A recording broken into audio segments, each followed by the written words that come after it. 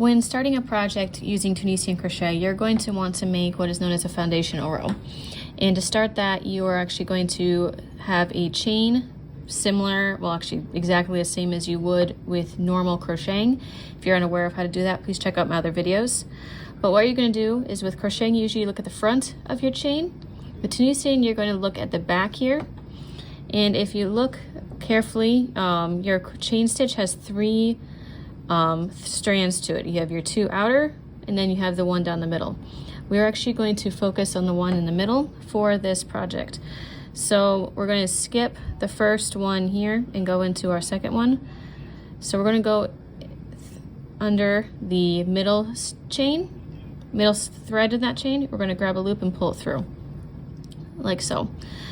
You're not going to do anything with this yet, just hold on to it for now, but we are going to go down the line through each of those chains, center posts or strands, grab a loop, pull it through until you get to the end. And this is what's going to start, this is what is part of your foundation row, the part one, and then we're going to have a part two that I will show you once part one is finished here.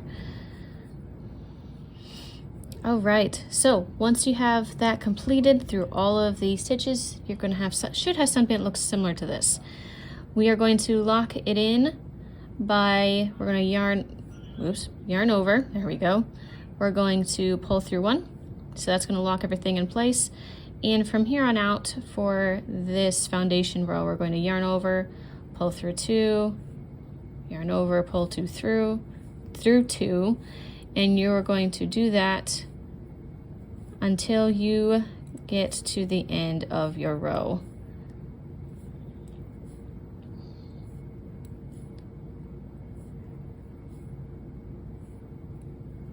And that is your foundation row. I hope that made sense and is beneficial as you start your next Tunisian project. Have a great day, guys, and I'll see you for your next video. Please like and subscribe.